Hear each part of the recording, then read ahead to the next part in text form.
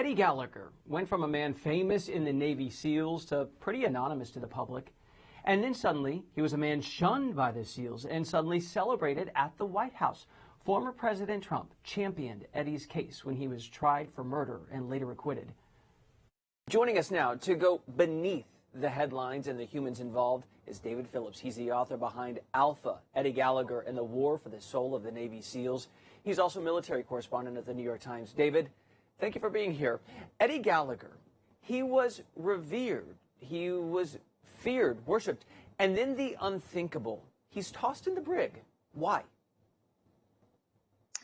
He had risen through the SEALs and become a respected chief in charge of a platoon that was sent on a classified mission to help clear ISIS out of Mosul, Iraq. And when he got there, what his men that served under him said is he basically became unglued. And they reported later that he started shooting at civilians, unarmed,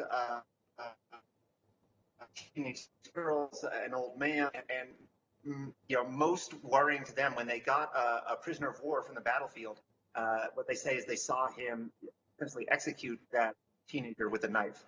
Alpha goes into who Eddie Gallagher was, and we're going to talk about the trial in a moment. But, he was the leader of his team. They were always vying for assignments to do the really hard thing in the really unglamorous places, to fight ISIS. And you quote one of his text messages to a boss at the time. He said, quote, "We don't care about living conditions or per diem. We just want to kill as many people as possible."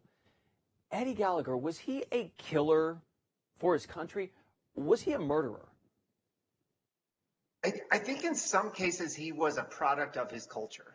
The SEALs is an extremely elite and competitive group of people, and let's not mince words. Their job is not to sell Girl Scout cookies. They are asked to do some of the hardest jobs, some of the most dangerous jobs in our military. And within that very elite brotherhood of warfighters, a culture kind of developed. And I think Eddie really embraced that culture, that warrior culture, and maybe took it to a level, that was well beyond what was legal. He wanted acceptance. He wanted status. And he thought that the way that he could do that was through killing. You talk about the status that he really desired, and it's hard sometimes to suss out. Was he a megalomaniac? Was he crazed in some ways? Madness comes up in the book. In one scene, his AK-47 is echoing off the walls of this concrete room in Mosul. He's there with his boss, and he keeps saying, "Got him, got him, got him." And his boss looked out the window to see, okay, who'd he get? Nothing, not one thing. And he thought, either I'm going crazy or Eddie is. Is Eddie Gallagher crazy? So Eddie Gallagher was charged with murder and attempted murder, and I think it's really important to say straight out that he was acquitted of that stuff. But there were plenty of SEALs who said that they saw really troubling things. And some of them certainly made them think that Eddie could no longer think straight, wasn't making good decisions, maybe was not able to decide who was a lawful combatant and who was not. But we don't know really if Eddie's crazy or not, because his defense was never, hey, I did this, but I had a traumatic brain injury or I had post-traumatic stress disorder. His defense was, I didn't do it. Everyone else is lying.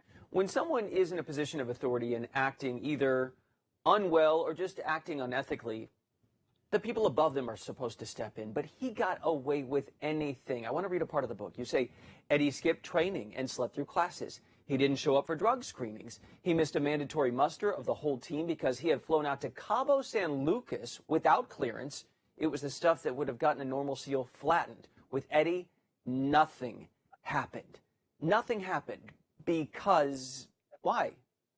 So this is an interesting thing that talks not just about Eddie Gallagher, but about the whole SEAL culture. The SEALs have always seen themselves sort of as like a rogue group within the military, super elite, but not necessarily like beholden to the same rules. It's always been a little loose, and they see that as a real advantage.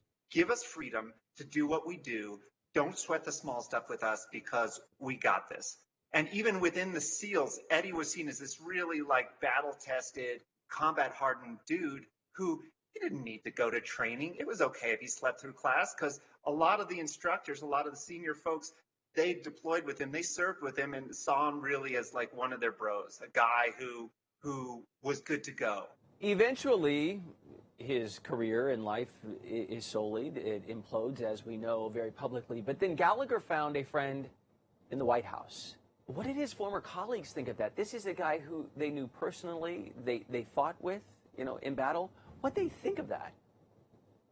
Well, I mean, obviously the guys who testified against him when he got acquitted, when he was congratulated by the president, they couldn't believe it, because a lot of these guys had grown up with a pretty conservative worldview and watching Fox News, and all of a sudden they're watching something that they know is demonstrably like false. They lived it, and they just can't believe Trump. It.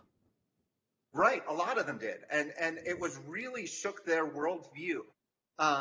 And I think that's true within the SEAL teams too, because of course there's hundreds of people who know Eddie Gallagher and know these other guys in the SEALs, and have quietly watched this, and have quietly watched as we in the civilian world have tried to parse it out. And like with the rest of America, there's a lot of different opinions, but a lot of them just shake their head at the media and think, like, why couldn't they get their facts straight? Do you think many people in the military want to shake your hand for what you are putting out, or do you think they want to sock you in the face? It's a mixed bag. There are people who want to knock me in the face. Eddie Gallagher probably amongst them.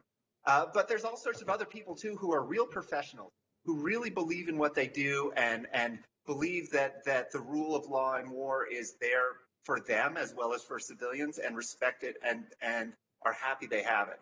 David Phillips, author of Alpha, Eddie Gallagher and the War for the Soul of the Navy SEALs. This is a page turner, and I haven't seen a lot of these details reported anywhere else. Thanks for joining us here on Newsy. So happy to be here. Thanks.